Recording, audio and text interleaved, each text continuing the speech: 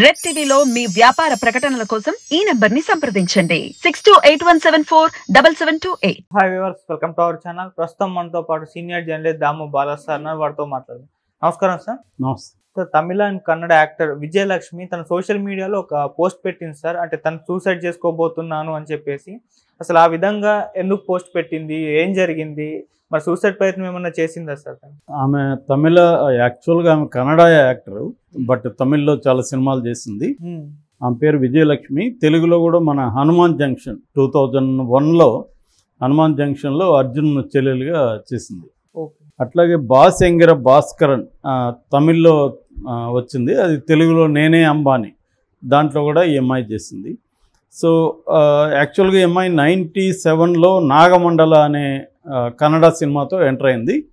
ఆ తర్వాత దాదాపు 40-50 సినిమాలు ఇప్పటి వరకు ఆ అమ్మాయి హీరోయిన్గా, నటిగా రకరకాలుగా చేసుకుంటూ వచ్చింది. అయితే ఈ అమ్మాయి నిన్న ఒక సంచలనమైన వీడియో పెట్టింది. ఫస్ట్ 29వ తేదీ పెట్టింది, ఫిబ్రవరి 29న ఒక వీడియో రిలీజ్ చేసింది. అందులో ఏమని చెప్పిందంటే, నేను గత కొంతకాలం నుంచి శ్రీమాన్ తమిళ యాక్టర్ కమ్ ఒక నామ్ తమిళర్ కట్చి అని ఒక పార్టీ ఉంది, పొలిటికల్ పార్టీ. దాని వ్యవస్థాపక అధ్యక్షుడు ఆయనే స్థాపించాడు. సో దాని అధ్యక్షుడు.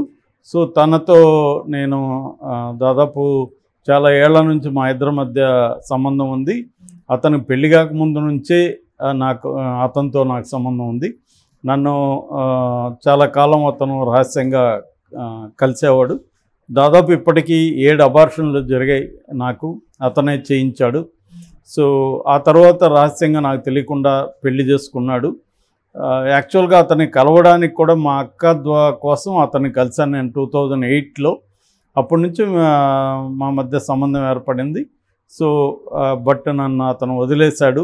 కాబట్టి ఇప్పుడు నేను అతన్ని అడుగుతున్నాను, నాతో మాట్లాడండి, నన్ను కలవండి అని నేను అడుగుతున్నాను అని 29న పోస్ట్ చేసింది, ఏడుస్తూ ఒక వీడియో. ఓకే. అయితే అది బాగా వైరల్ అయింది. బట్ అతనేమి పట్టించుకోలేదు ఈమెని. దాంతో మళ్ళీ నిన్న ఒక వీడియో చేసింది.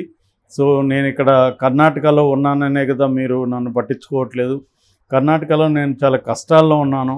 సో ఎవరితోనో చెప్పాడంట ఆమె చస్తే చావు, నాకేం ఇబ్బంది లేదని. సో నేను అదే జరుగుతుంది, చనిపోవడానికే రెడీ అయ్యాను. సో ఇప్పటికైనా నేను చనిపోయినాకైనా ఇతని గురించి మీకు తెలుస్తుంది, శ్రీమాన్ అంటే ఎవరు అనే విషయం మీకు తెలుస్తుంది అని మెయిన్గా తమిళ మీడియాని ఆమె అడ్రస్ చేస్తూ ఈ వీడియో పెట్టింది. సో ఇప్పటికైనా మీకు తెలుస్తుంది, కర్ణాటక పోలీసులు శ్రీమాన్ దగ్గర ఖచ్చితంగా వస్తారు అనేది ఆమె పెట్టింది.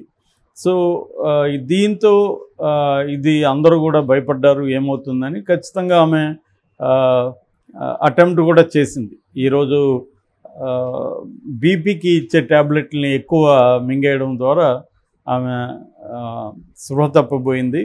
సో దాంతో వెంటనే అక్కడ దగ్గర ఉన్న వాళ్ళు ఆమె హాస్పిటల్కి తీసుకెళ్ళారు. ప్రాణాపాయం అయితే లేదు, కానీ ఆమె బాగా ఆ వీడియోలు నేను 2 చూశాను. చాలా బాగా డిస్టర్బ్డ్గా ఉంది, ఒక డిప్రెసివ్ స్టేట్లో ఉందనేది అర్థమవుతుంది. యాక్చువల్గా మనం కనుక చూస్తే 4 ఏళ్లకు ముందు, అంటే 3 ఏళ్లకు ముందు 2020లో కూడా ఇలాగే చేసింది ఆమె. అప్పుడు కూడా అటెంప్ట్ చేయడానికి ట్రై చేసింది, అప్పుడు కూడా ఆత్మహత్య చేయడానికి ట్రై చేసింది, అప్పుడు కూడా ఇలాంటి వీడియోనే ఆమె పెట్టింది. అప్పట్లో కూడా అది వైరల్ అయింది బాగా. అప్పుడేం చెప్పిందంటే, ఇట్లా నామ్ తమిళర్ కట్చి అధ్యక్షుడు శ్రీమాన్, తర్వాత పనగకట్టు పడాయ్ కట్చి ఇంకొక పార్టీ ఉంది, పొలిటికల్ పార్టీ, దాని అధ్యక్షుడు అతను హరినాడార్, వీళ్ళిద్దరూ నన్ను వేధిస్తున్నారని కూడా అప్పుడు ఆరోపించింది. సో అప్పుడు కూడా ఆత్మహత్య చేసుకుంటానని ఆ వీడియోలో ఉంది. మేబీ ఈమెకు ఒక క్రానిక్ డిప్రెషన్ ఉన్నట్టుగా మనకు తెలుస్తుంది. యాక్చువల్గా ఆమెను అతను మోసం చేసి ఉండొచ్చు, మనకి అంటే డీటెయిల్స్ తెలియదు, కానీ ఈమె ఆరోపిస్తూ ఉంది ఖచ్చితంగా అతను తనని వాడుకొని వదిలేశాడు, అబార్షన్ చేయించాడు, ఇవన్నీ చెప్తుంది. సో ఈ క్రమంలో ఏంటంటే, ఇప్పుడు అతను క్లియర్గా ఈ అమ్మాయిని వదిలేసినప్పుడు ఇంకా అతను నన్ను తీసుకెళ్ళాలి అని కోరుకోవడం వేస్ట్ నిజానికి.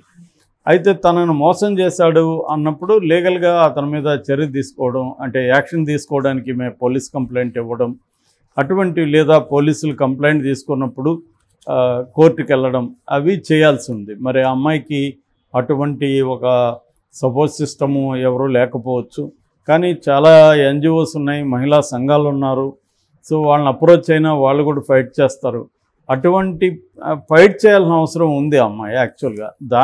దాని బదులు ఇది రాంగ్ రూట్, ఆత్మహత్య చేసుకుంటానని చెప్పడం రాంగ్ రూట్. యాక్చువల్గా అతని మీద మల్టిపుల్గా ఫైట్ చేయొచ్చు. మీడియాలో నన్ను మోసం చేశాడని చెప్పచ్చు, అట్లాగే కంప్లైంట్ ఇవ్వచ్చు. మహిళా కమిషన్ ఉంది, మహిళా కమిషన్కి చెప్పినా కూడా వాళ్ళు డీజీపీలకి ఆదేశాలు ఇస్తారు దీని మీద విచారణ జరపమని.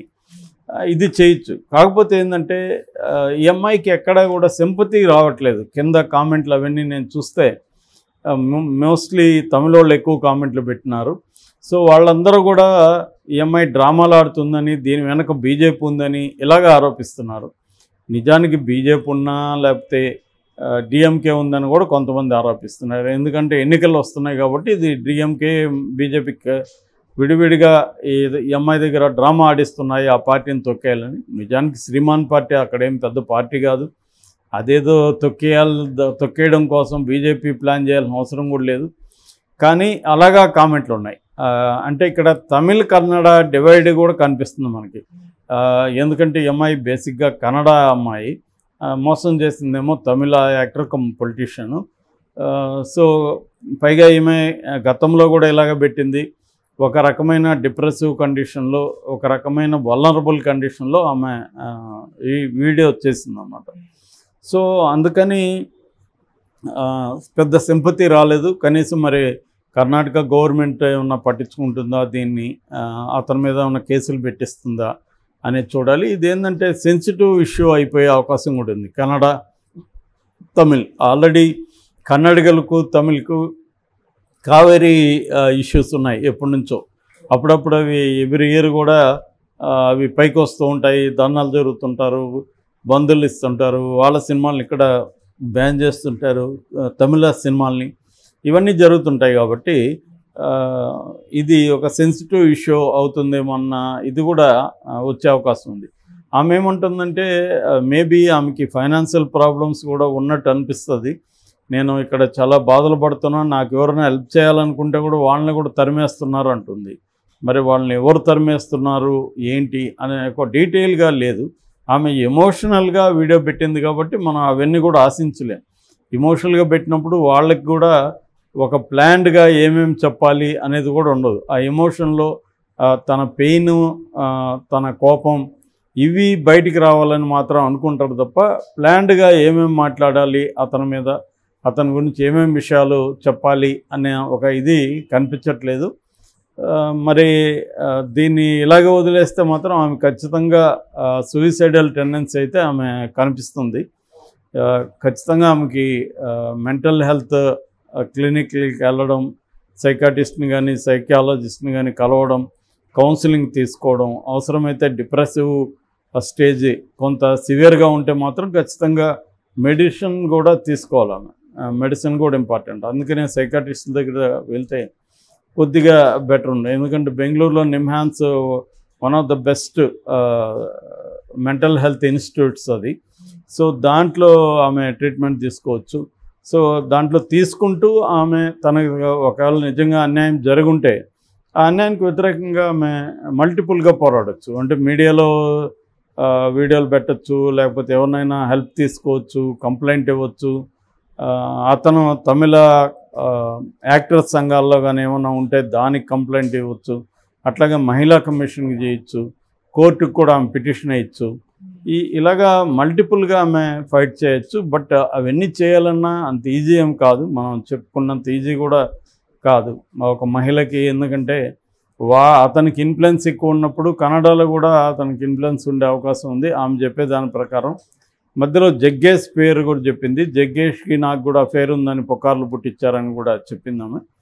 సో అందువల్ల కన్నడ ఇండస్ట్రీ కూడా, ఫిల్మ్ ఇండస్ట్రీ కూడా ఆమెకు హెల్ప్ చేయాల్సిన అవసరం ఉంది. ఒకవేళ ఏమన్నా ఇది ఆమె చెప్పే ఆరోపణలు నిజమా కాదనేది ముందు విచారణ జరిపించాల్సిన అవసరం అయితే ఉంది.